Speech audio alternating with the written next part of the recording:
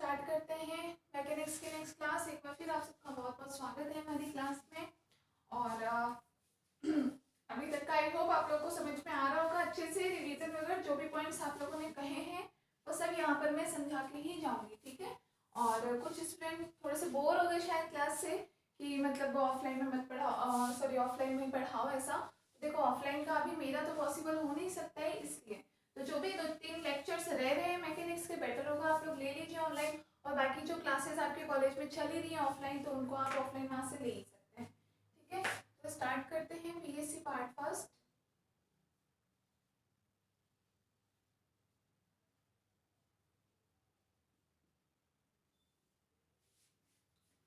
Mechanics,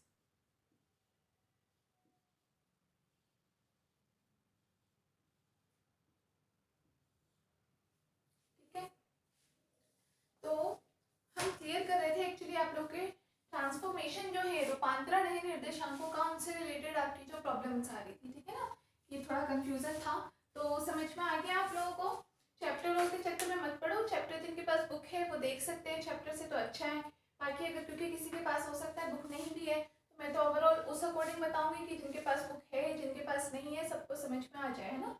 तो इसके लिए ये है कि आप तो जैसे सिलेबस के अकॉर्डिंग चलो। सबसे पहले हमने निर्देशांकों का रूपांतरण नॉर्मली हमने कौन सा लिया, जो स्थानांतरित तंत्र निर्देशांकों में आएंगे आपके तो वो क्वेश्चन में क्लियर होगा, ठीक है।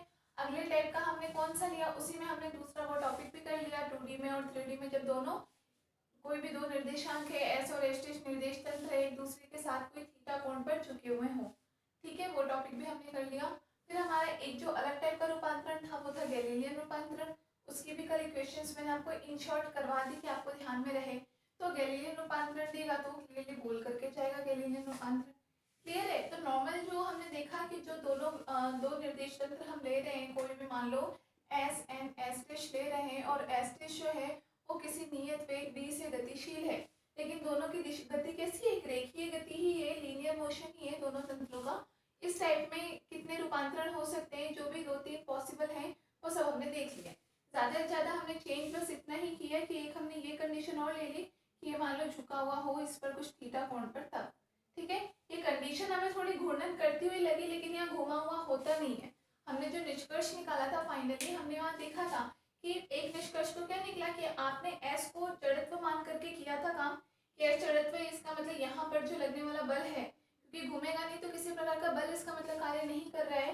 तो अगर आप इस पे बल का एस जो है उसको आप जड़त्व मान करके चल रहे हो और एस स्टेज पर हमने माना कि कोई बल कार्य नहीं कर रहा है तो एस स्टेज भी उस कंडीशन में कैसा हुआ, जड़त्व हुआ था, क्लियर है। दूसरी चीज यहाँ से हमें क्या पता चली थी कि जो एस स्टेज है वो घूर्णन करता हुआ दिखता है लेकिन एक्चुअली घूमता होता नहीं है, केवल घुमा हुआ होता है। एक पर्टिकुलरली किसी कोण थीटा पर केवल घुमा हुआ है, मतलब कि जैसे कि कोई एक अक्ष की ही हम बात करें एक्स अक्ष, तो जैसे ये है एक अक्ष हमने ले लिया एक्स है और ये एक्स देश है तो एक्स देश केवल इतने कोण पर टिका हुआ है ऐसे, ठीक है। ये मतलब नहीं है कि ये कंटिन्यूअसली ऐसे पूरा मोशन कर रहा है, पूरा का पूरा मोशन कर रहा है, ऐसे नहीं है, हमने माना है। अब ये है कि झुका हुआ किसी स्थिति पर भी हो सकता है, जैसे एक्स देश जो है पॉसिबल है वो एक्स के साथ ही झुका हुआ या एक्स देश हो सकता है वाई के साथ में झुका हुआ या यही एक्स देश हो सकता है अगर 3D में बात करें तो जेड के साथ में झुका हुआ, इस टाइप से। तो खैर ये सब हम डिस्कस कर चुके हैं, समझ में भी आ गया होगा आप लोगों को, ठीक है। बात आती है अब घूर्णन निर्देश तंत्रों की कि अब जब एक हमने जड़त्व ले रखा है एस और एस जो है अब वो v वेग से गति नहीं कर रहे हैं, इनफैक्ट वो घूम रहा है, घूर्णन कर रहा है, तो अब वहां पर जो वेग लगेगा सारी चीजें बदल जाएंगी घूर्णन की कंडीशन में। आपको पता ही है कि जब नॉर्मली किसी v वेग से कोई भी कण है, कोई पिंड है, कोई भी निर्देश तंत्र है, कुछ भी अगर नॉर्मली हम कहते हैं कि v वेग से गति कर रहा है, इसका मतलब होता है कि एक प्रकार से वो एक रेखिक गति कर रहा है, लीनियर मोशन कर रहा है, ठीक है। अगर हम बोले कि वो घूम रहा है, घूर्णन कर रहा है, तो घूर्णन करने का सिंपल सा मतलब क्या है कि वहां पर उसका वेग फिर कोणीय वेग लगेगा ओमेगा, पता है आप लोगों को, क्योंकि वेग का भी कुछ ना कुछ कोण बनता हुआ हर पॉइंट पर। जैसे कि ये कोई मूल बिंदु हमने मान लिया, इसके सापेक्ष कोई पिंड ये गति कर रहा है, ठीक है। तो आप देख रहे हो कि प्रत्येक कण पर इसका वेग जो है, इसके वेग का मान कुछ ना कुछ चेंज होगा प्रत्येक कण पर ही, क्योंकि कुछ ना कुछ इसके कोण का मान अलग होगा, विस्थापन अलग होगा, सारी चीजें घूमती है। तो यहाँ पर वेग कैसा होगा, कोणीय वेग होगा। ऐसे ही विस्थापन भी, जब हम रेखिक वेग की बात करते हैं, रेखिक गति की बात करते हैं तो विस्थापन भी रेखिक विस्थापन होता है। कोई कोई भी एक्स अक्ष के सापेक्ष गति है तो विस्थापन एक्स ले लेते हैं, वाई अक्ष के सापेक्ष गति होती है तो विस्थापन वाई ले लेते हैं, इतना ही तो। ठीक है, यहाँ घूर्णन गति है तो उसमें जो विस्थापन होगा वो कितना होगा, कुछ ना कुछ थीटा, थीटा विस्थापन होगा। कहीं से भी आप लोग विस्थापन कितना होता जाएगा, सब में अलग अलग थीटा। क्या कहते हैं इसे, कोणीय विस्थापन कहते हैं। ठीक है, ये सब चीजें आप लोग जानते हुई। तो अब हम बात करें कि घूर्णन निर्देश तंत्र है, जो दो कोई भी निर्देश तंत्र है आपस में घूर्णन कर रहे हैं, तो इनके लिए वेग का या त्वरण का इनका रूपांतरण आप कैसे निकालोगे। क्लियर है, एक रूपांतरण तो है आपका ये, कल भी मैंने आपको लास्ट में थोड़ा सा बताया था, फिर से मैं बता देती हूँ। तो एक रूपांतरण तो हमारा नॉर्मली ये है। इस पे आपका क्वेश्चन क्या आएगा कि घूर्णी निर्देश तंत्रों में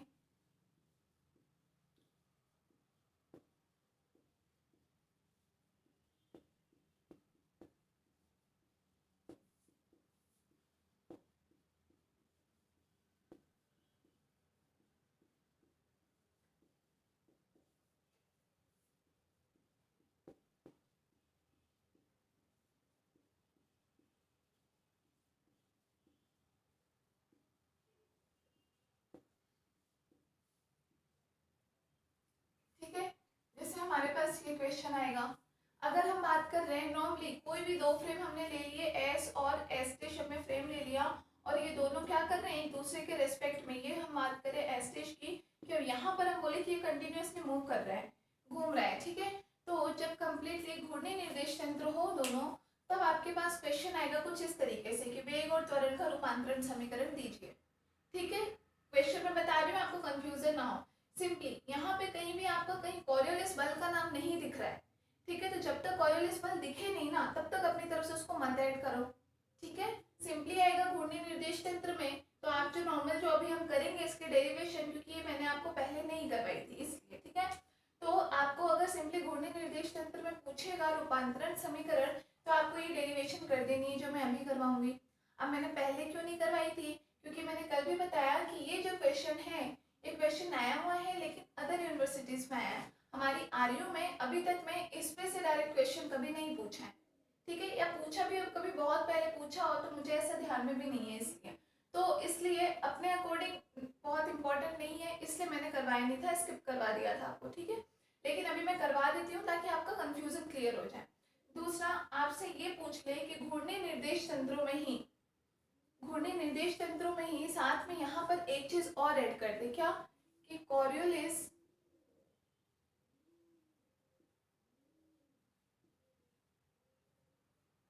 बल की उपस्थिति में, अब ये चीज जैसे जोड़ दी ना, अब आपका क्वेश्चन चेंज हो गया। अब क्वेश्चन क्या हो गया कि घूर्णी निर्देश तंत्रों में कोरियोलिस बल की उपस्थिति में वेग व त्वरण की विस्थापन समीकरण दो, या सॉरी रूपांतरण समीकरण दो। क्लियर है, अब क्वेश्चन जस्ट कन्वर्ट हो गया है। यहाँ अब हमें कोरियोलिस बल वाला कॉन्सेप्ट लगाना है और ये पूरी की पूरी डेरिवेशन हमने की हुई है, आप लोग अपनी कॉपी में देख सकते हैं, अच्छे से हमने डिराइव किया हुआ है, इजी ही है। बट हमने एक एक की वेग का रूपांतरण कैसे होगा, यहाँ त्वरण का रूपांतरण कैसे होगा, या विस्थापन अगर पूछ ले उसका कैसे होगा, हो रखा है आपकी कॉपी में। क्वेश्चन समझ गए दोनों टाइप के किस तरीके से आएंगे, कोई कंफ्यूजन नहीं है ना। जब तक कोरियोलिस बल नाम नहीं देते अपनी तरफ से मत लगाओ उसमें। घूर्णी तंत्र का मतलब है सिंपली हमें बस एक दो निर्देश तंत्र लेने जो कि घूर्णन कर रहे हैं, कोरियोलिस बल वहाँ है या नहीं है हमें कोई मैटर नहीं करता। क्लियर है,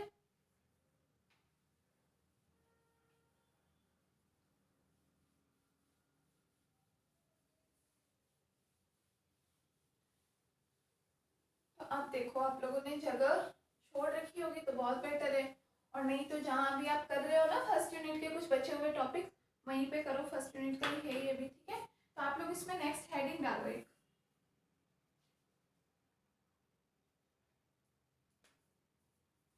हेडिंग डालो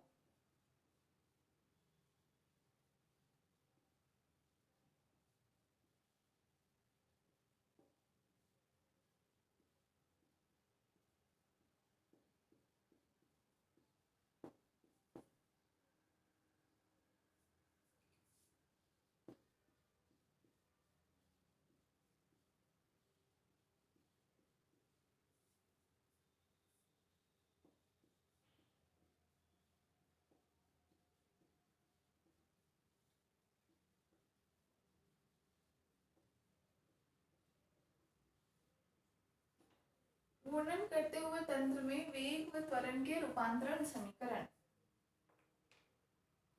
हेडिंग डालो, तब तक थोड़ी सी इंक डाल देती हूँ इसमें।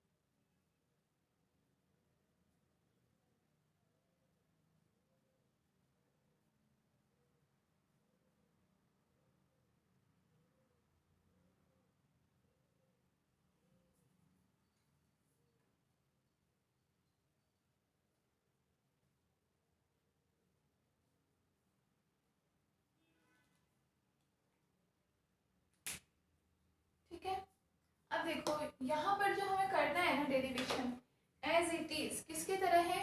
अभी जब हमने लास्ट अभी क्लास में वो जो डेरिवेशन किए ना हमने कि कोई दो प्लेन जब कोई दो निर्देश तंत्र है एक दूसरे पर थीटा कोण पर झुके हुए हैं, उसके लिए हमने 2D में जो की है पूरी डेरिवेशन एज इट इज आपको वही का वही करना है। क्लियर है, क्योंकि वहां पर भी हमने क्या लिया था कि एक दूसरे के साथ थीटा कोण पर झुके हुए हैं। ठीक है, यहाँ भी घूर्णन का मतलब है कंडीशन, कोई एक कंडीशन लेंगे तो एक कंडीशन में सिंपल सी बात है कि किसी न किसी कोण पर झुके हुए ही मिलेंगे। यहाँ हमें भाई जब घूर्णन हो रहा है तो देखिए तो हो नहीं रही है गति, ठीक है ना, घूर्णन गति हो रही है तो आप किसी जगह जैसे ही रोकोगे तो आपको थीटा कोण पर घूमे हुए ही मिलेंगे। तो हमें एज इट इज वही का वही डायग्राम और वही की वही डेरिवेशन करके हमें एक्स डैश वाई डैश और जेड डैश का मान भी एज इट इज आएगा। क्लियर है, तो मैं ज्यादा एक्सप्लेन नहीं करूंगी, आप खुद देखोगे सेम टू सेम वही है, कुछ भी अंतर नहीं है। क्लियर, क्योंकि क्यों है सेम, क्योंकि कंडीशन वही की वही है। ठीक है ना, थीटा कोण पर झुके हुए हैं दो प्लेन, तो आप बस एज इट इज उतार लो, इसमें ज्यादा कुछ समझाने जैसा नहीं है, क्योंकि मतलब हमने अभी जस्ट लास्ट क्लास में ही किया हुआ है वो चीज। और दूसरी चीज हम यहाँ पर मेनली अभी क्या करेंगे, 2D के लिए हम निकाल कर देखेंगे, 3D के लिए भी बात से वही वाली होगी इस कारण से। ठीक है, तो 2D के लिए हम करके देखेंगे। तो सबसे पहले तो देखो हमने डायग्राम क्या बनाया था। अब अच्छा है आप में से जिसको याद हो वो डेरिवेशन, तो बिना देखे आप लोग अपनी कॉपी में करो, तो उससे आपका प्रैक्टिस भी हो जाएगा, है ना। तो देखेंगे ये हमने लिया था एक फ्रेम को मान लिया,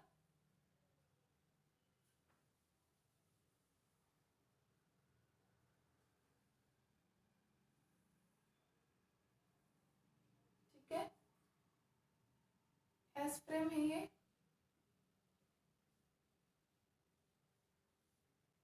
हो गया हमारा एक्स वाई और जेड अक्ष, ये हो गया हमारा मूल बिंदु ओ। क्लियर है, इसके सापेक्ष यहाँ कोई बिंदु है हमारा पी, तो इसके निर्देशांक क्या हो जाएंगे, एक्स वाई जेड हो जाएंगे।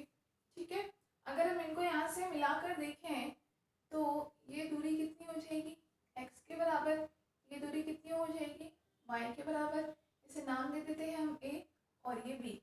क्लियर है, तो बी पी किसके बराबर है, ओ ए के बराबर और एक्स है, और ये किसके बराबर है, ओ बी के बराबर मतलब वाई है। ठीक है, इतना मैटर क्लियर है, कोई कंफ्यूजन नहीं। अब हम बनाते हैं दूसरा वाला जो हमारा फ्रेम होगा एस फ्रेम। ठीक है,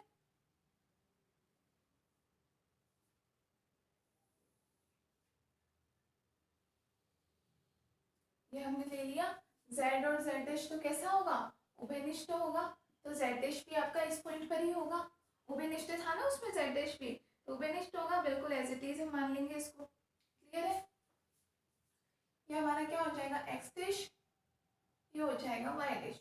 ये हमने मान लिया कि इसने एक्स के साथ थीटा कोण बना रखा है और वाई डैश ने भी वाई के साथ में थीटा कोण बना रखा है।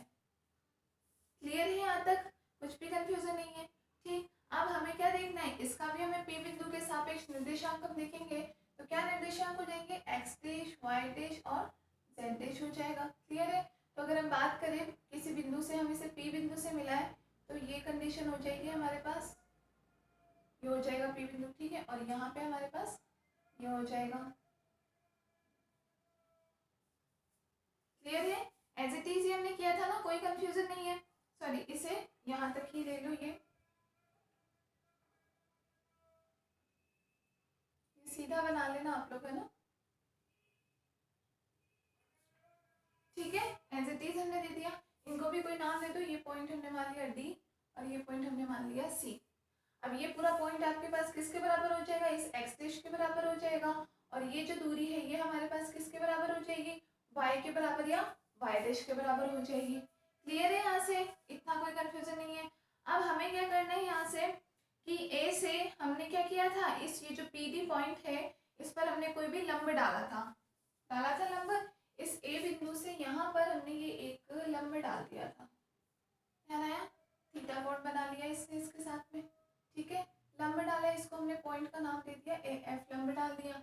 अब इस लंब ने इस ओसी को एक पॉइंट पर काटा, उस पॉइंट को हमने क्या बोल दिया था, ई बोल दिया था। क्लियर है।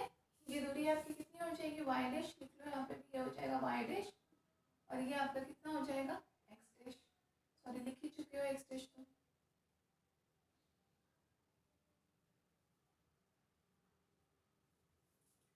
ठीक, बिल्कुल सेम एज इट इज हमने डायग्राम बनाया था। और अब देखो ये हमारा एस डैश फ्रेम है।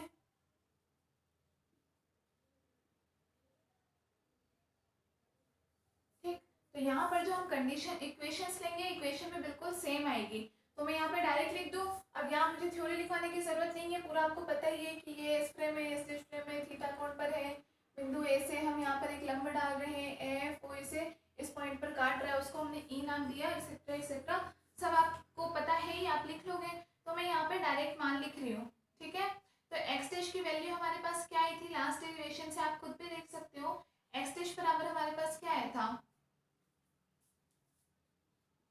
एक्स डैश इक्वल टू, यहाँ से आपको पता ही है हमने इसे दो पॉइंट में बांट दिया था, ओ ई प्लस ईसी के बीच में बांटा था और उसके बाद दोनों का मान रखा था। तो वैल्यू आई थी ओ a cos theta plus a b sine theta.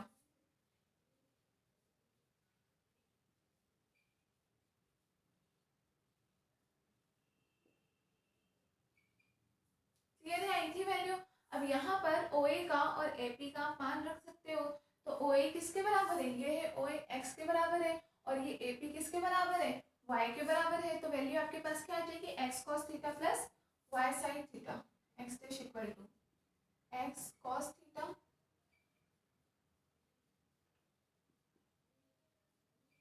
Plus y sine theta. ठीक है, यही मान था हमारे पास।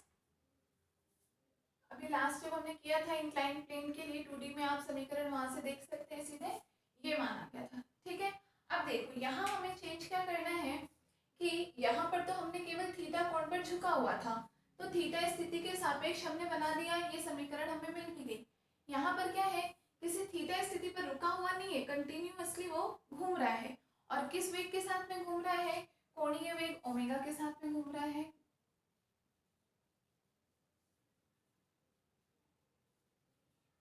लिख लेना घूर्णी तंत्र के लिए।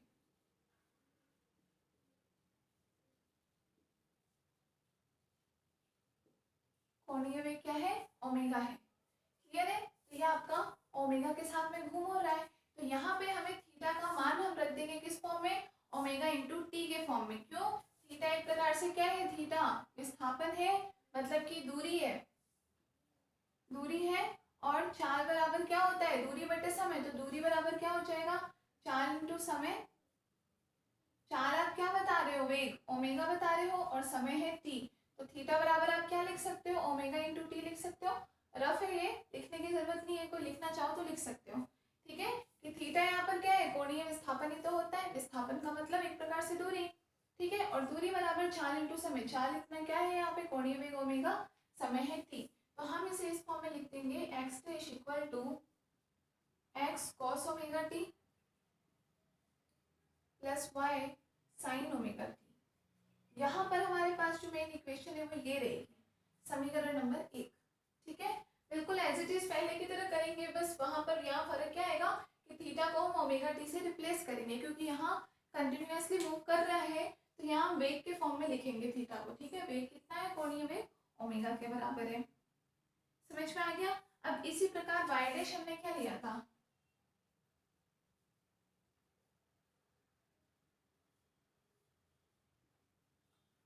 वाई डैश इक्वल टू बिल्कुल सेम जैसे पीछे किया था एज इट इज वैल्यू।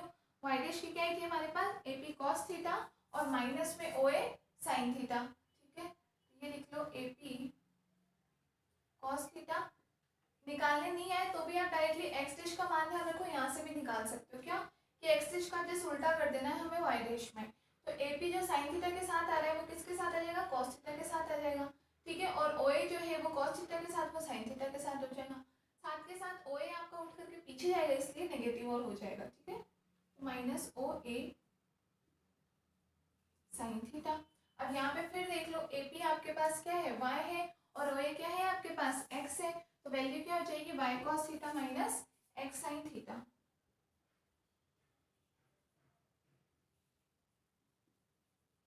देखो आपका तो साथ के साथ उसका रिवीजन भी हो गया उस पॉइंट का ही, सॉरी उस टॉपिक का ही जो भी लास्ट ही हमने पढ़ा है लेक्चर में। ठीक है, यहाँ पर भी थीटा का मान ओमेगा टी रख दो, ये हो जाएगा आपका y cos omega t minus x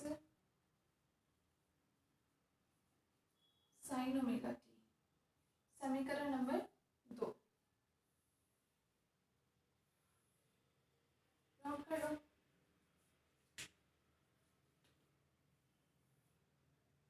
और एक और चीज, तीसरा आपको पता है ये तथा z और z डैश तो है ही उभयनिष्ठ, तो ये मान तो आप लिखी दो डायरेक्ट, z बराबर कितना हो जाएगा, z डैश।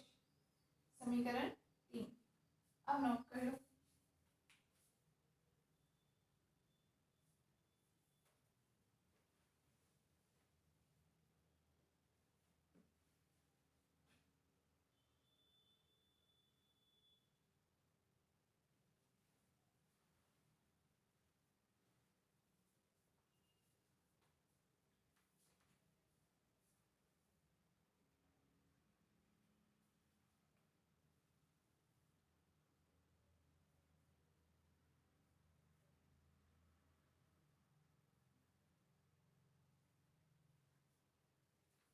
ठीक है, ये हमारे पास समीकरण के नाम आ गए।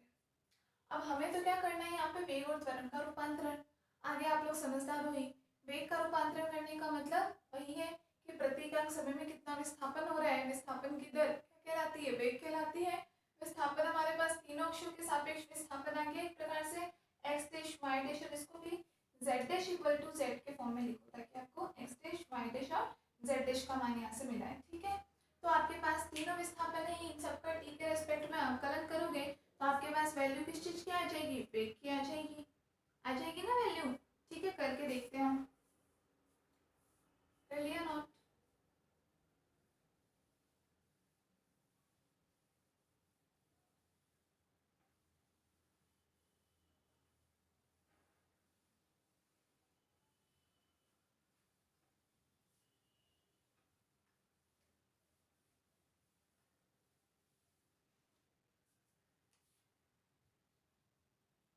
इक्वल टू क्या है, x cos omega t plus y sine omega t. ठीक है, ये हमारा समीकरण 1 आया है ना। अब हम पहले तो हम ये निकालते हैं वेग का रूपांतरण।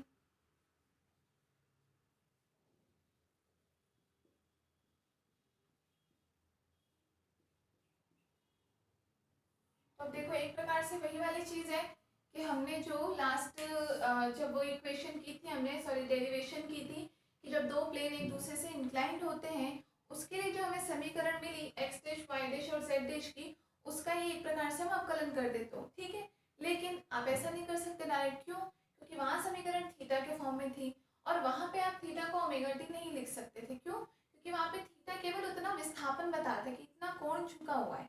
क्लियर है, थीटा ये नहीं था वहाँ पे कि ओमे थीटा का मान, थीटा एक प्रकार की दूरी है और दूरी का मान वहाँ जो अगर हम वेग इंटू समय करें तो वहाँ पर कोणीय वेग, क्योंकि वहाँ वेग था ही नहीं क्योंकि घूर्णन हो ही नहीं रहा था। ठीक है ना, इस वजह से यहाँ पर घूर्णन हो रहा है इसलिए वेग के रूप में मान लिख देंगे। तो वेग का रूपांतरण करने के लिए सबसे पहले हम क्या लेते हैं कि समीकरण एक का अवकलन करने पर, अब ये अवकलन ऐसा है, आप सब अपनी अपनी कॉपी में करो, यहाँ पर देख करके नोट करने की जरूरत नहीं है, कहीं पे प्रॉब्लम हो तो यहाँ पर देखो, बाकी सब करो ताकि आपकी प्रैक्टिस हो जाए खुद ही। ठीक है, तो देखो मैं यहाँ पे करती हूँ, जिसको प्रॉब्लम हो वो देख लेना। यहाँ dx upon dt equal to, अब यहाँ पे आप देखो आपके पास दो चीजें हैं, एक तो x भी है और cos ओमेगा t भी है। ठीक है, यहाँ पे भी ऐसे y भी है और sin ओमेगा t भी है, मतलब एक प्रकार से चार राशियां हैं, चारों का हमें अवकलन करना है। तो पहले हम कोई दो का करते हैं फिर दो का करते हैं। ठीक है, जैसे पहले हमने मान लिया x एज इट इज लिख दिया, cos ओमेगा t का कर लेते हैं। cos का क्या हो जाएगा minus sin omega t into में ओमेगा t का ओमेगा और आ जाएगा। ठीक है, plus y as it is हो गया इंटू साइन का क्या हो जाएगा cos omega t into omega as it is, plus अब यहाँ पर तो ये cos का और sin का दोनों त्रिकोणमिति फलनों का हमने कर दिया। अब हम करते हैं x का और y का, तो x का क्या हो जाएगा dx अपॉन dt। ठीक है, बाकी cos omega t as it is plus dy upon dt बाकी sin omega t as it is. Clear है, dx डैश अपॉन dt का मान हमारे पास यहाँ से मिल गया। ये यहाँ पे देखो इन दोनों में से ओमेगा हम कॉमन ले सकते हैं, तो ओमेगा कॉमन ले लिया। ठीक है, ओमेगा कॉमन लिया तो हमारे पास वैल्यू क्या बच गई y cos omega t minus y cos omega t minus x sin omega t। ठीक है, प्लस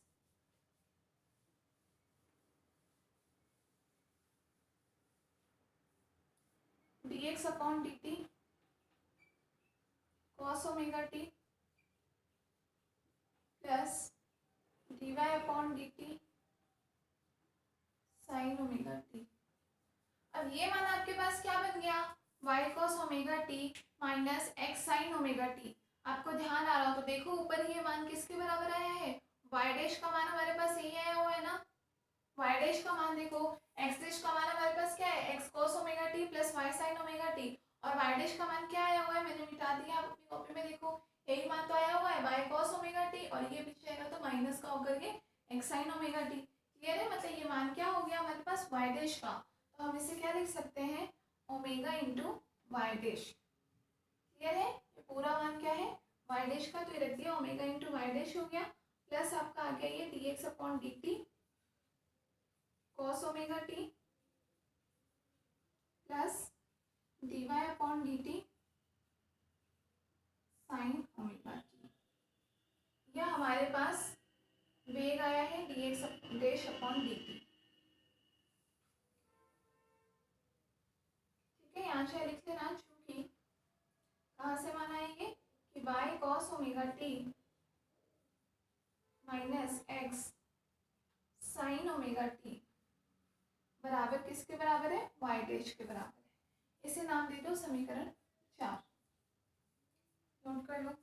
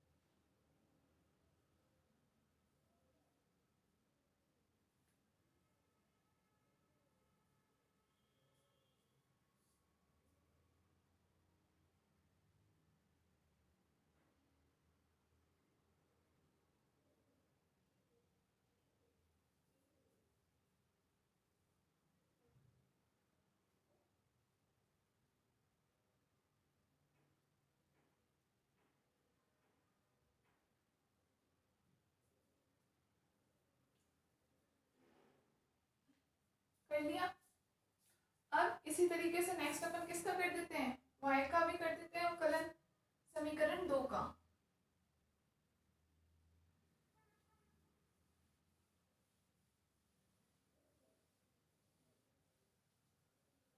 समीकरण 2 क्या है, y डैश, यही वाली समीकरण तो है y cos omega t minus x sin omega t है। याद नहीं हो तो x डैश से भी निकाल सकते हो, उल्टा कर दो, y के साथ sin ओमेगा t को तो क्या कर लो cos ओमेगा t, और इसको पीछे ले जाओ तो माइनस का हो जाएगा x के साथ sin ओमेगा t। क्लियर है।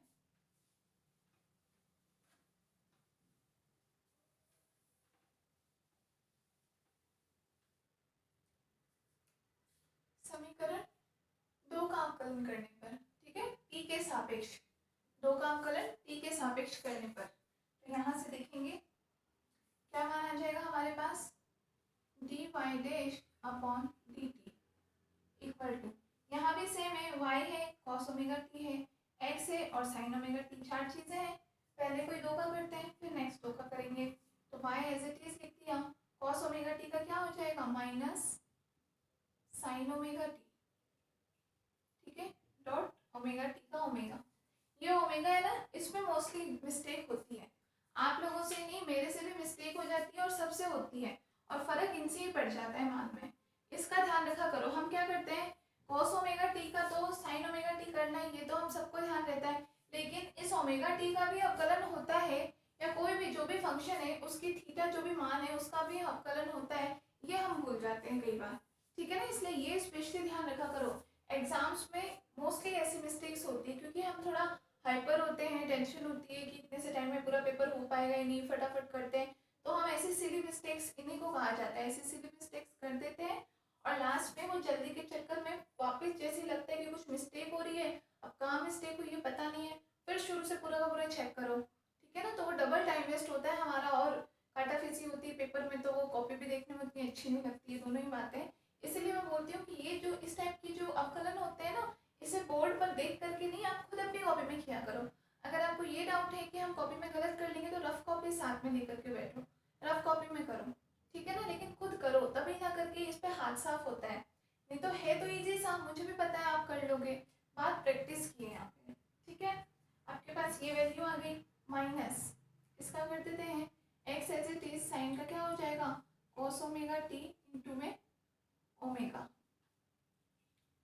क्लियर है, हो गया हमारे पास ये मान, प्लस नेक्स्ट हम किसका करेंगे, फिर y का कर देते हैं, तो ये हो जाएगा dy अपॉन dt और cos omega t minus dx upon dt sine omega t, clear है, ये वैल्यू आ गई। अब यहाँ भी इन दोनों में से हम क्या कर ले, ओमेगा कॉमन कर लेते हैं, साथ में यहाँ पे दोनों में माइनस आ रहा है तो माइनस भी कॉमन ले लेते हैं, तो माइनस का ओमेगा कॉमन कर लिया, तो यहाँ तो क्या बच गया हमारे पास y sine omega t plus x cos omega t, ठीक है, plus d y upon d t cos omega t minus d x upon d t sine omega t. अब यहाँ पे ये पूरा मान हमारे पास क्या बन गया, sine omega y sine omega t plus x cos omega t, यही वैल्यू दिख रही है, x plus omega t plus y sine omega t, मतलब एक्स डैश के बराबर बन गया ना यहाँ से, तो वैल्यू हमारे पास क्या आ जाएगी माइनस ओमेगा एक्स डैश आ जाएगा, पहले वाले में वाई डैश आ गया था, साथ में यहाँ एक्स डैश आ जाएगा, plus d y upon d t cos omega t minus d x upon d t sine omega t, clear है, ये वैल्यू हमारे पास आएगी d y dash upon d t. ये आपकी कौन सी समीकरण हो जाएगी, 3 हो चुकी है, 4 और ये 5 हो जाएगी। यहाँ भी आप चाहो तो ब्रैकेट में लिख लो, क्या लिखोगे ब्रैकेट में, चूंकि x cos omega t plus y sine omega t बराबर क्या है, एक्स डैश के बराबर है, नोट कर लो।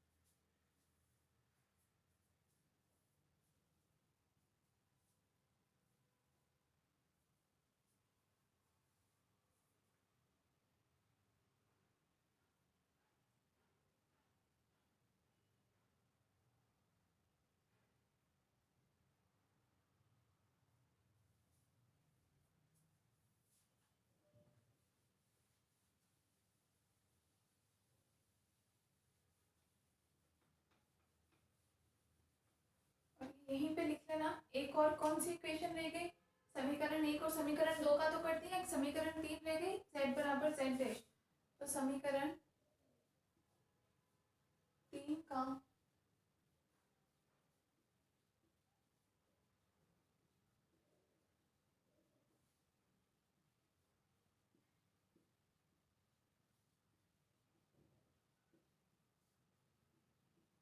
अवकलन करने पर क्या आ जाएगा, d z dash upon d t equal to d z upon d t. समीकरण 6।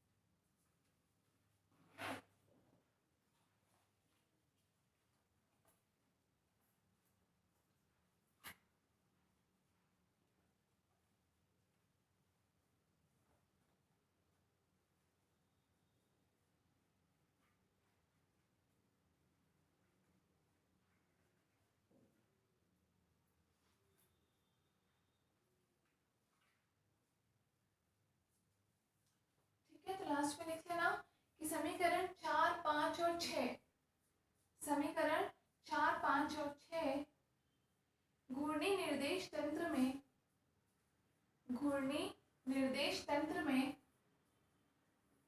ठीक है ना, ये घूर्णन करते हुए तंत्र, इन्हीं को क्या कहा जाता है, घूर्णी निर्देश तंत्र भी कहा जाता है। तो देखो समीकरण 4, 5 और 6 घूर्णी निर्देश तंत्र में वेग के रूपांतरण को प्रदर्शित करते हैं, वेग के रूपांतरण को प्रदर्शित करते हैं।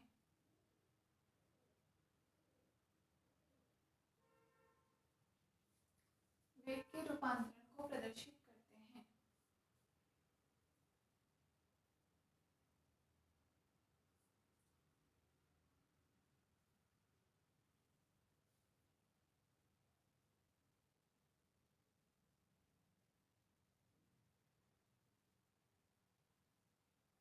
क्लियर है, ये हमारा हो गया वेग का रूपांतरण।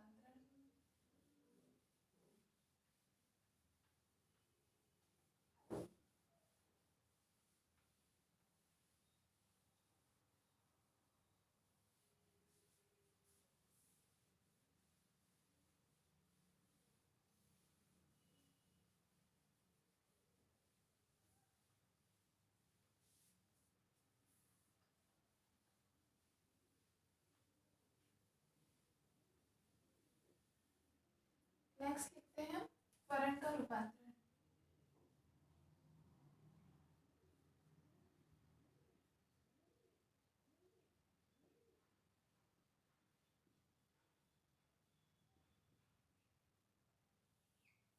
त्वरण का रूपांतरण, तो त्वरण आपको पता है किसे कहा जाता है, वेग में परिवर्तन की दर को त्वरण कहा जाता है।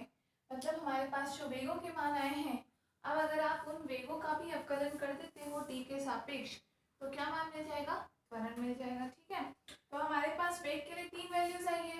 एक कौन सी है, dx डैश अपॉन dt, जो कि x के लिए एक प्रकार से किसका मान है, हमारे पास vx डैश का मान है। दूसरी आई है ऐसे dy डैश अपॉन dt, और एक आई dz dash upon dt। Clear है, तो एक एक करके इन तीनों का ही आपको क्या कर देना है, अवकलन कर देना है। तो सबसे पहले हम लेते हैं dx डैश अपॉन dt वाली, समीकरण 4 है शायद वो, ठीक है। तो समीकरण 4 का लिखो, समीकरण 4 का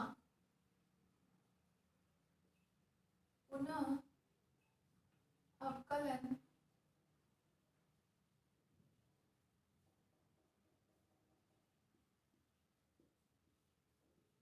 करने पर, ठीक, तो dx डैश अपॉन dt यहाँ पर क्या वैल्यू हमारे पास आई है, omega y dash plus dx upon dt into cos omega t plus dy upon dt into sine omega t. यही माने हमारे पास समीकरण 4 का, omega y dash plus d x upon d t cos omega t plus d y upon d t sine omega t. ठीक है, इसका हमें क्या करना है, ये समीकरण 4 थी हमारे पास, इसका हमें वापस अवकलन करना है। या तो ये लाइन यहाँ पे लिख लेना, ठीक है ना, पहले ये समीकरण लिखो, देन ये लाइन लिखना कि समीकरण 4 का पुनः अवकलन करने पर क्या आ जाएगा आपके पास, d square x dash upon d t square equal to, अब यहाँ देखो, यहाँ पे बहुत सारे टर्म आ जाएंगे आपके पास, एक एक टर्म का अलग अलग करके करना पड़ेगा हमें। क्लियर है, सबसे पहले तो हम किसका कर देते हैं, यहाँ पर कोणीय वेग ओमेगा का तो हमें पता नहीं होगा, कांस्टेंट है, वैल्यू किसका हो जाएगा, वाई डैश का, तो ये आ जाएगा हमारे पास omega into d y dash upon d t plus, अब यहाँ पे देखो d x upon d t है, इसका भी होगा और फिर कॉस ओमेगा टी का भी होगा। ठीक है, तो पहले d x upon d t का करोगे तो क्या हो जाएगा, d square x upon d t square into में cos omega t as it is plus d x upon d t as it is लिख लो, इंटू में कॉस ओमेगा टी का करोगे तो क्या आ जाएगा, minus sine omega t dot omega. हो गया इसका दो टर्म में, प्लस ऐसे ही इसका कर दो, d square y upon d t square आ जाएगा पहले तो, और sine omega t as it is plus दूसरी term d y upon d t as it is, sine omega t का करोगे तो कॉस ओमेगा टी इंटू में ओमेगा। हो गया कंप्लीट अवकलन, समझ में आ गया किस तरीके से किया है, एक एक टर्म का यहाँ पे हमें कर देना है। ठीक, अब इन सबको हम थोड़ा अरेंज करके लिख लेते हैं। तो सबसे पहले तो हम कौन सा टर्म लिख लेते हैं, सबसे बड़े टर्म कौन से आ रहे हैं, डी स्क्वायर एक्स वाला आ रहा है और ऐसे ही डी स्क्वायर वाई वाला भी आ रहा है। तो सबसे पहले तो आप ये दोनों लिख लो, d square x upon d t square cos omega t plus ये आ जाएगा आपका d square y upon d t square sine omega t. Clear है, ये दोनों टर्म हो गए। उसके बाद में आपके पास एक तो आ रहा है d x upon d t का, एक आ रहा है d y upon d t का। क्लियर है, ये दोनों मान आ रहे हैं हमारे पास। इन दोनों में आप देख रहे हो ओमेगा आ रहा है, ओमेगा कॉमन कर सकते हैं हम। ठीक है, उसके अलावा एक टर्म ये और बच रहा है, तो ये बच रहा है, एक तो इसको लिख लेते हैं हम कि plus omega d y dash upon d t plus, यहाँ इन दोनों में से ओमेगा कॉमन ले लो तो वैल्यू आपके पास क्या आ जाएगी, एक तो आपके पास ये आ जाएगा d y upon d t cos omega t minus का d x upon d t into में साइन ओमेगा टी।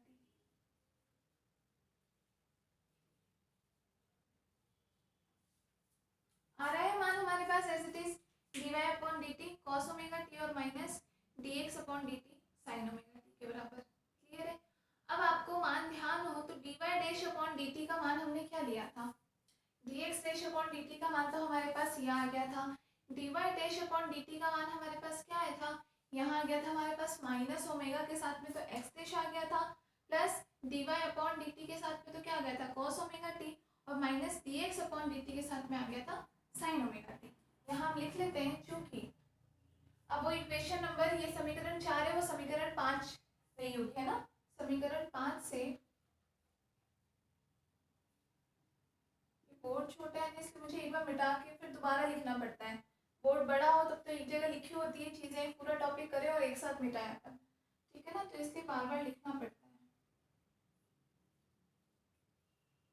समीकरण 5 से d y upon d y dash upon d t equal to क्या मान था, यहाँ था माइनस ओमेगा के साथ में एक्स डैश, सब उल्टा कर दो, ये वैल्यू थी प्लस में d y upon d t, sine की जगह था कॉस ओमेगा टी, ये पीछे आके हो रहा था माइनस का कि D x upon d t के साथ में क्या आएगा, इसकी जगह साइन ओमेगा टी। क्लियर है, ये मान था आपके पास। अब यहाँ से ये जो इतना मान है इसको आप कंपेयर करो तो ये एज इट इज यही वैल्यू है ना, d y upon d t cos omega t और minus d x upon d t sine omega t, यही वैल्यू आ रही है एज इट इज। तो यहाँ से हम मान क्या निकाल सकते हैं, नेक्स्ट मिटाती हूँ, इतना नोट करो पहले।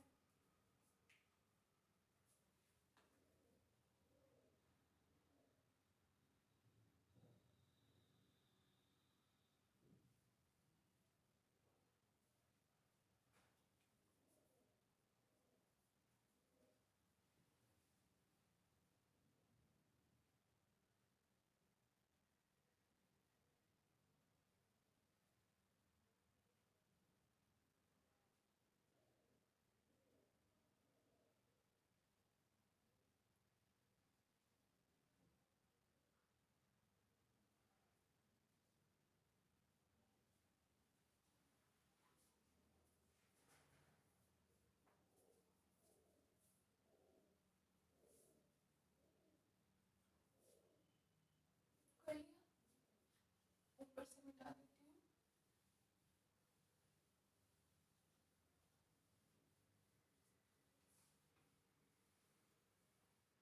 देखो इसके बाद नीचे हम देख रहे हैं, ठीक है ना, जगह नहीं है तो मैं यहाँ ऊपर कर देती हूँ। एम्प्लाइज, यहाँ से हमें क्या निकालना है, ये पूरा मान, क्योंकि इस समीकरण में हम देख रहे हैं कि ये पूरा मान एज इट इज आ रहा है, ठीक है ना। इसे आप कोई नाम दे दो, या तो समीकरण को कहाँ तक हो गए, 6 इक्वेशन तक हो गई है आपके पास, समीकरण 4, 5 और 6। तो इसे आप एक बार को समीकरण 7 नाम दे दो, ठीक है ना, ताकि हमें पता रहेगा।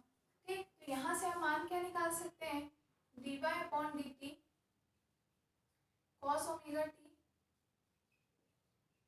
Minus d x upon d t sine omega t. ये मान किसके बराबर हो जाएगा, इस ओमेगा एक्स डैश को इधर ले जाओ, तो ये हो जाएगा हमारे पास d y dash upon d t plus minus से उधर जाके प्लस का क्या हो जाएगा, ओमेगा एक्स डैश, ठीक है। और उपयुक्त मान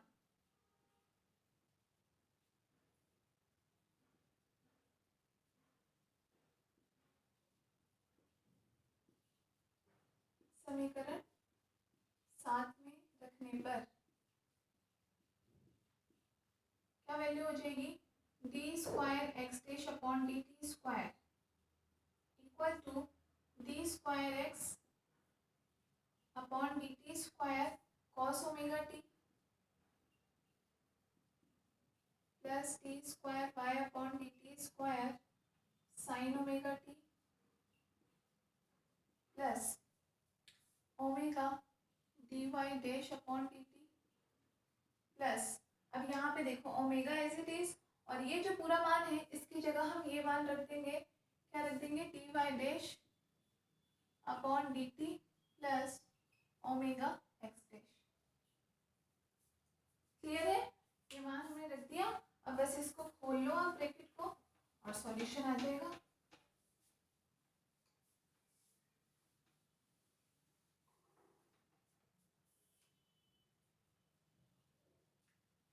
D square x upon d t square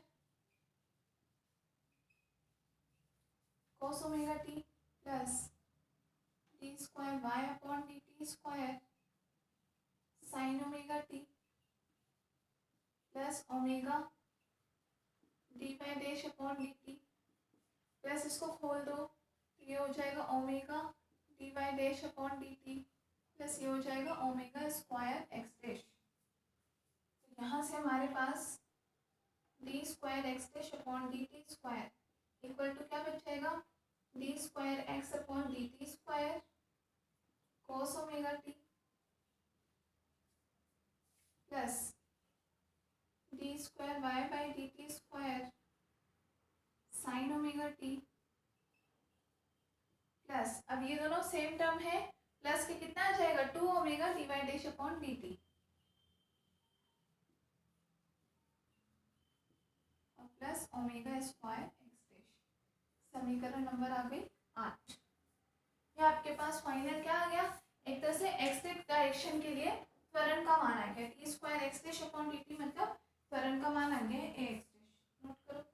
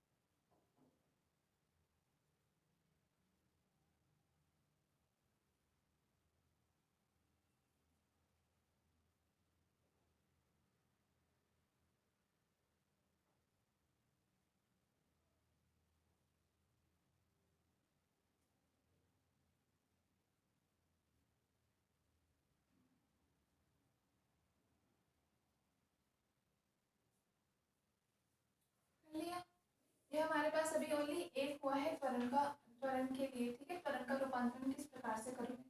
अच्छा, तो आप यहाँ देख रहे हो, यहाँ हमारे पास मान किस में आ रहा है, d square x dash upon d t में।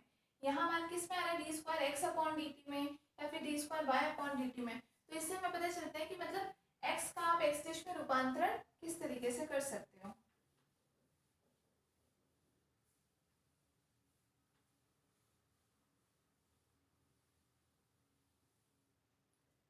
इसी तरीके से हम किसका कर सकते हैं, y वाली इक्वेशन का। y वाली इक्वेशन शायद समीकरण 5 थी, तो अब उसमें ज़्यादा एक्सप्लेन करने वाली चीज़ नहीं है, बिल्कुल एज इट इज चलना है आपको। या तो मैं डायरेक्टली रिजल्ट लिख दूँ उसका, और या फिर मैं कर देती हूँ, ठीक है। आप भी फटाफट अपनी कॉपी में करो। तो हम लिखते हैं यहाँ इसी प्रकार,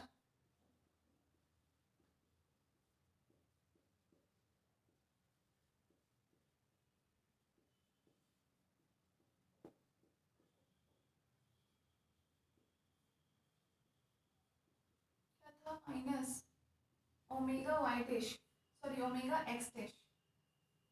वाई में हमारे पास वैल्यू किसकी आ गई थी, एक्स डैश की आ गई थी ना, और माइनस का मान आ गया था, minus omega x dash plus d y upon d t के साथ तो आ गया था कॉस ओमेगा टी, और ये माइनस का हो गया था d x upon d t sine omega T. समीकरण 5 थी, ठीक है। पुनः अवकलन करने पर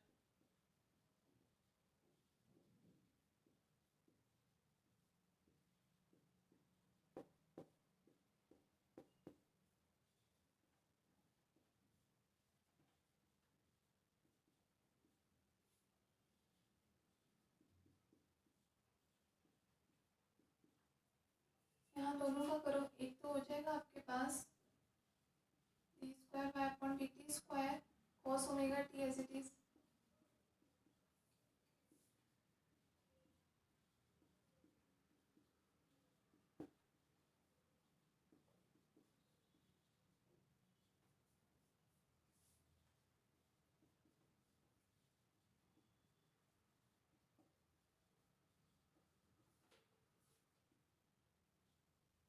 माइनस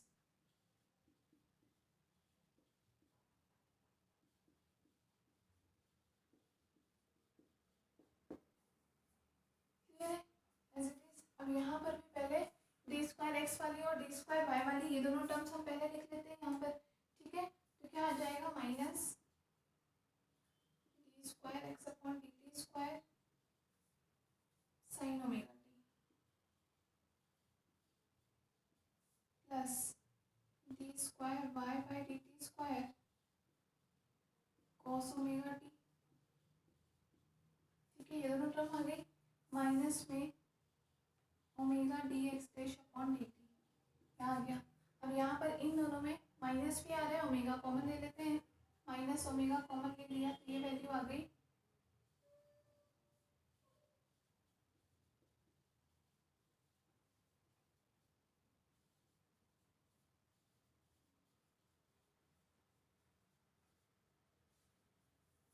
क्लियर है एज इट इज, हमारे पास मान आ गया।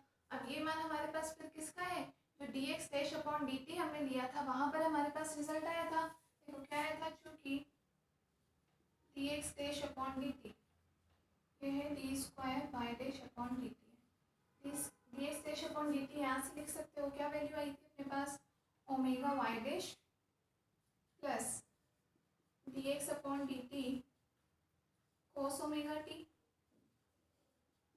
Plus d y upon d t sine omega t, यही मान आ गया था हमारे पास। अब यहाँ पर आप वैल्यू लेकर क्या हो गई, ये देख रहे हो, ये पूरी वैल्यू एज इट इज क्या है, ये जो ब्रैकेट में हमारे पास वैल्यू है, तो इसका मान हम निकालेंगे तो क्या आ जाएगा, d x dash upon d t, और ये यहाँ आकर के माइनस का हो जाएगा, माइनस ओमेगा वाई डैश। तो यहाँ से वैल्यू निकालो, implies d x upon d t cos omega t plus d y upon d t sine omega t equal to है d x dash upon d t minus omega y dash के, ठीक है। और 7 और समीकरण 8 आई थी ना, तो इसको समीकरण 9 नाम दे दो, और ये नोट कर लो फटाफट से।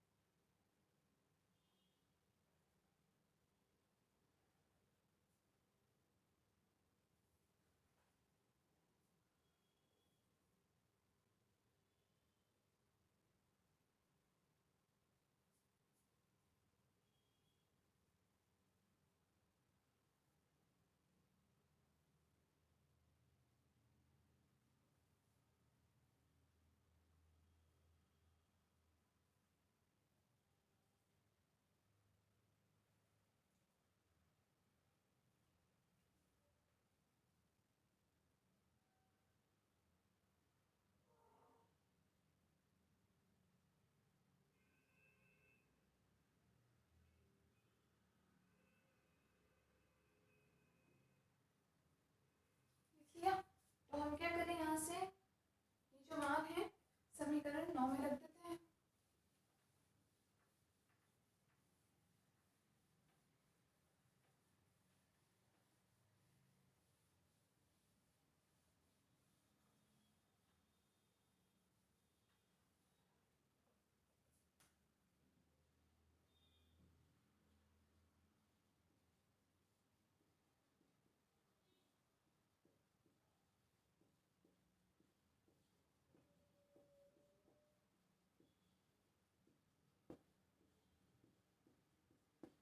क्या आ जाएगा, d x dash upon d t, sorry d square y dash upon d t equal to minus d square x upon d t square sine omega t plus d square y upon d t square cos omega t minus omega d x dash upon d t minus omega into में क्या आ जाएगा, d x dash upon d t minus omega y dash, bracket खोल देंगे,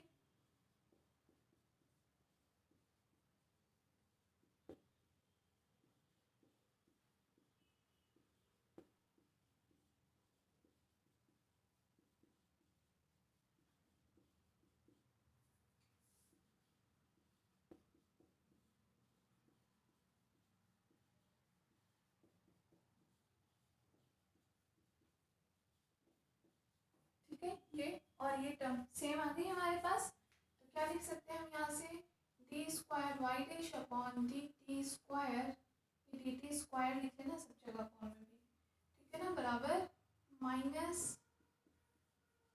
D square x upon d t square sine omega t plus d square y upon d t square cos omega t minus omega d x dash upon d t, sorry minus अब क्या आ जाएगा, 2 omega d x dash upon d t और plus का omega square y dash, ये आ जाइए समीकरण नंबर 10। तो समीकरण 10 क्या बता रहा है, वाई दिशा के रेस्पेक्ट में त्वरण का मान, त्वरण का रूपांतरण कैसे होगा, ठीक है। तो x का y का हो गया, z का तो आपको पता है ही,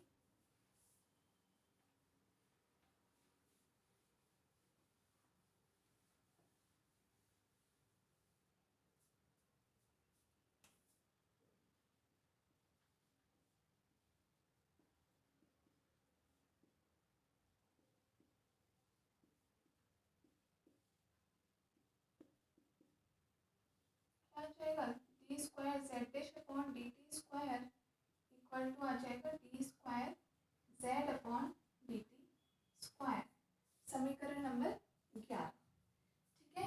तो आपकी कौन सी 3 समीकरण आई, समीकरण 8, 10 और 11 क्या प्रदर्शित कर रही है, घूर्णी तंत्र के सापेक्ष त्वरण के रूपांतरण को प्रदर्शित करती है, घूर्णी निर्देश तंत्र में, ये नोट कर लो।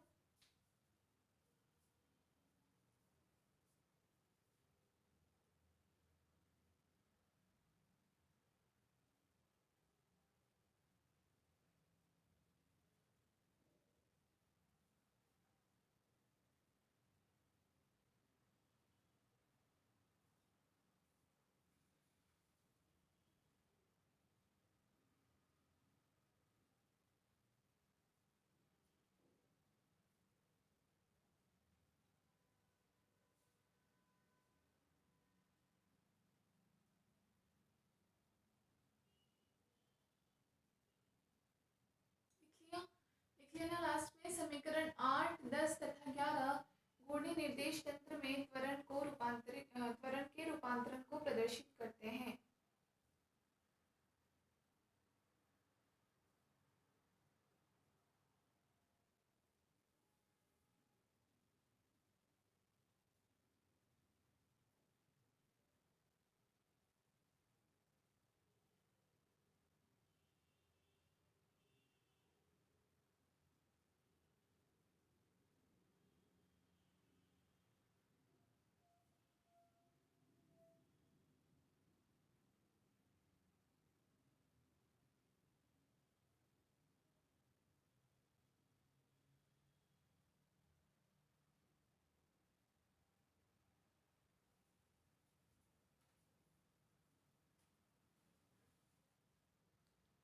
त्वरण के रूपांतरण को प्रदर्शित करते हैं।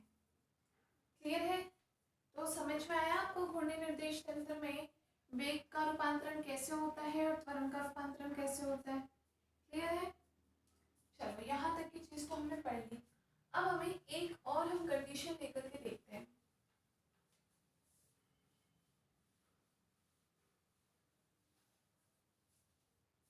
देखो हमारे पास ये तो है ही, समीकरण 10 है, समीकरण 11 है और साथ के साथ d square x dash upon d t वाली समीकरण क्या थी हमारे पास?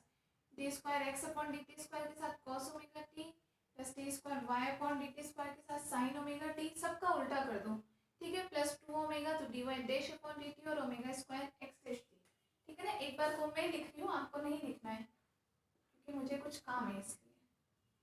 D x dash upon d t square बराबर ये आ जाएगा आपके पास d square x upon d t square, साथ में क्या आ जाएगा cos omega t plus d square y upon d t square,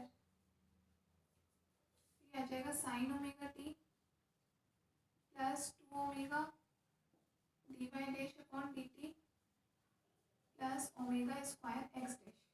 यही थी ना आपकी समीकरण नंबर 8, आपके पास तो लिखी हुई है ही। क्लियर है? यही मान है हमारे पास समीकरण नंबर 8 का, ठीक है, ये हमने लिख लिया। अब हम यहाँ पर एक कंडीशन क्या लेकर के चलते हैं कि अभी तक तो हमने घूर्णी निर्देश तंत्र के रूप में बात की है, ठीक है।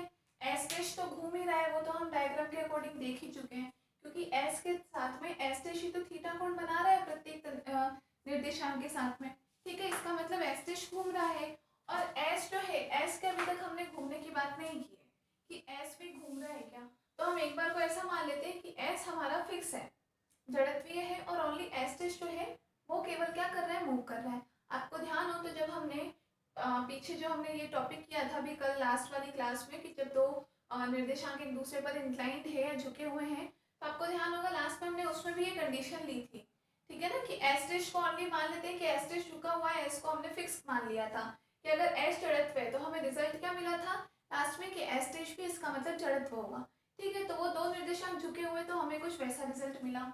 यहाँ पर बात हो रही है कि निर्देशांक कैसे हैं, घूर्णी निर्देशांक है, तो यहाँ भी हमें वही रिजल्ट मिलेगा या नहीं, वो देखने के लिए हमें केस मान करके चल रहे हैं, ठीक है। तो हम यहाँ लिखते हैं कि माना जो एस निर्देश तंत्र है, एस एक को हम जड़त्व मान लेते हैं और केवल ये मान लें कि जो एक एस डैश है आपका केवल वो रोटेट कर रहा है, ठीक है। माना निर्देश तंत्र एस कैसा है, जड़त्वीय है, ठीक है, मान लिया। अब जड़त्वीय होने का मतलब है कि वो तो मूव ही नहीं कर रहा, मूव नहीं करने का मतलब है कि किसी प्रकार का उस पर बल भी कार्य नहीं कर रहा। वहां भी हमने बात की थी भाई कोई मूव करता है मतलब कुछ ना कुछ बल तो लगता है, या तो आप लगा रहे हो या हवा लगा रही है, प्रकृति लगा रही है, किसी भी तरीके से इलेक्ट्रिसिटी के थ्रू कोई कंपन हो रहा है, किसी भी तरीके से बल लगता है, यहाँ नहीं लगेगा। तो हम क्या बोले, एस जड़त्वीय तंत्र है, तो इसका मतलब क्या होगा, अर्थात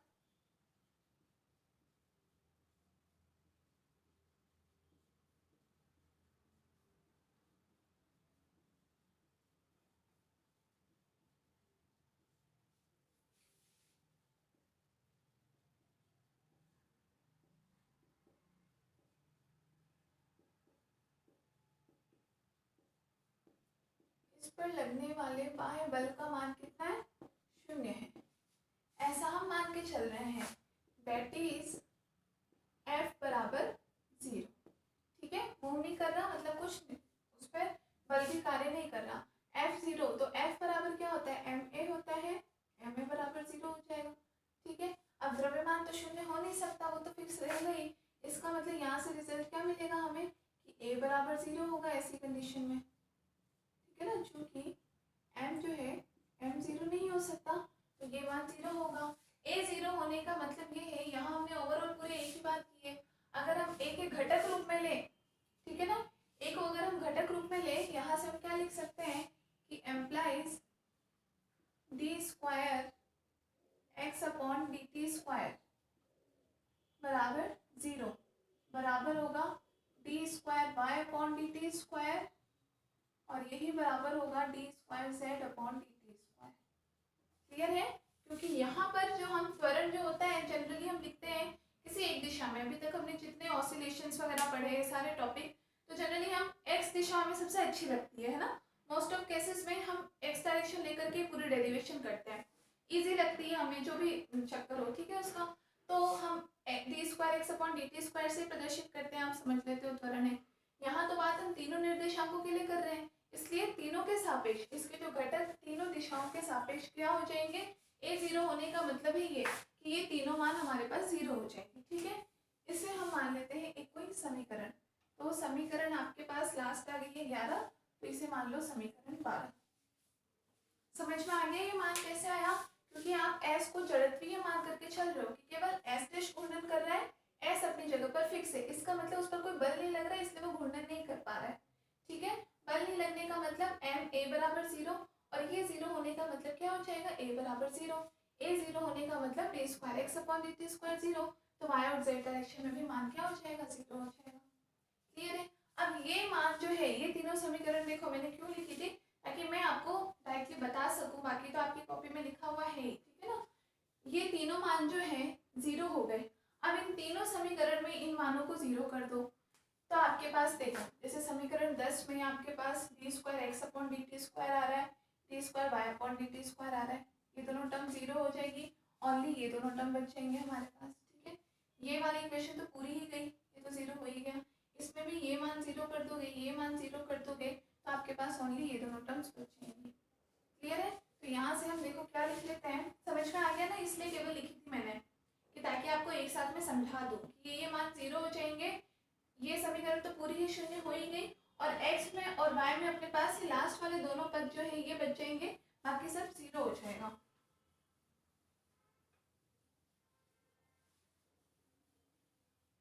तो हम यहाँ लिख लेते हैं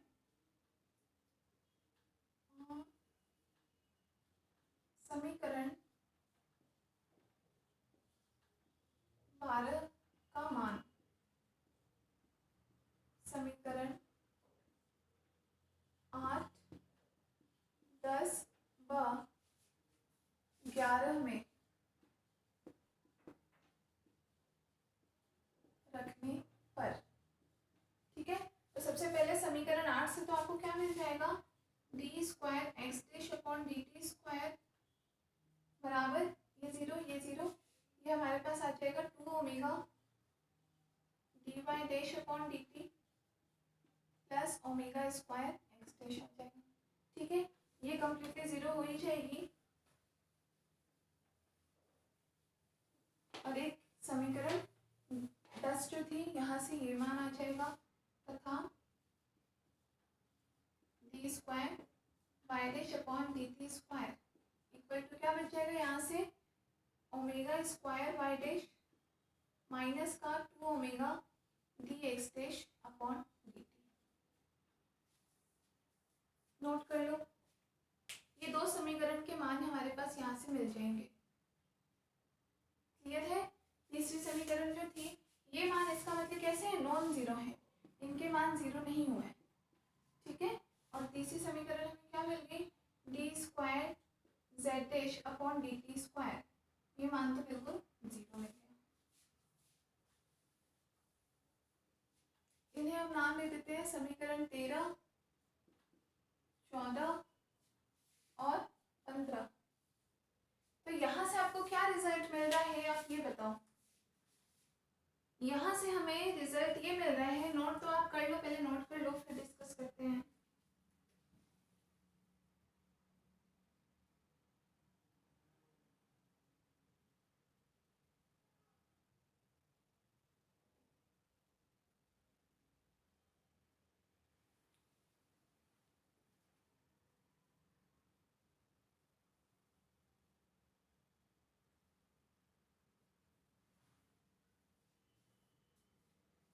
यहाँ से देखो हमें क्या रिजल्ट मिल रहा है कि हमने एस निर्देश तंत्र जड़त्वीय लिया था, और जड़त्वीय लेने के कारण हमें एस में जो ये त्वरण मिल रहा था वो कैसा मिल रहा था, शून्य मिल रहा था, मिल रहा है ना। ये जो त्वरण का मान है किस निर्देश तंत्र में, एस में ही तो आया है, क्योंकि एस में हमने क्या बताया कि वाय बल का मान 0 है, मतलब इसमें त्वरण का मान 0 है।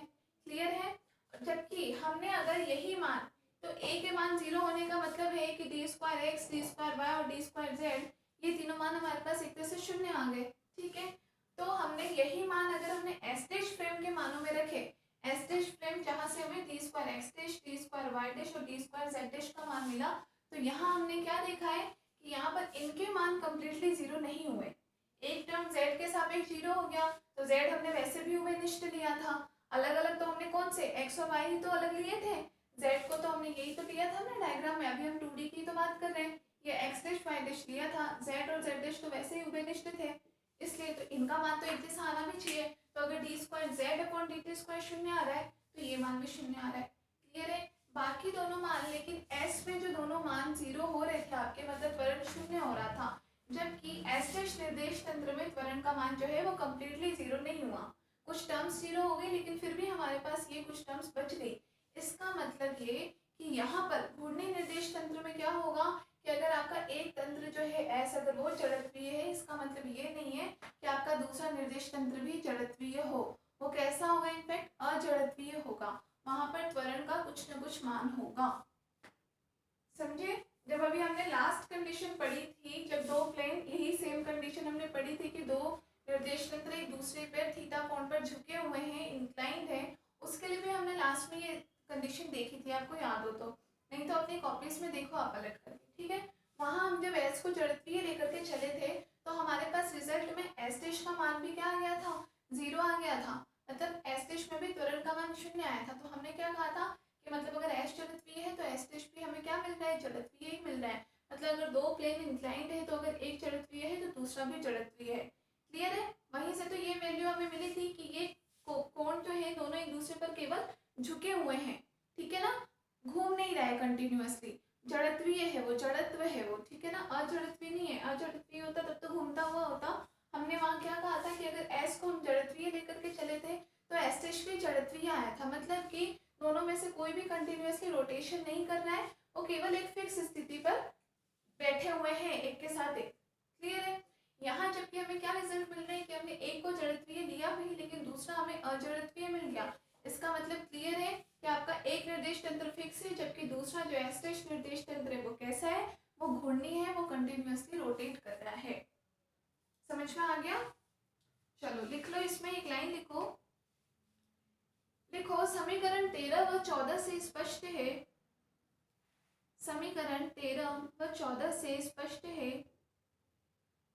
कि घूर्णी तंत्र एस देश में, कि घूर्णी तंत्र एस देश में बिंदु P का त्वरण प्रेक्षित होगा, बिंदु P का त्वरण प्रेक्षित होगा मतलब हमें दिखेगा, ब्रैकेट में लिखना, अर्थात P पर बल लगता हुआ प्रतीत होगा।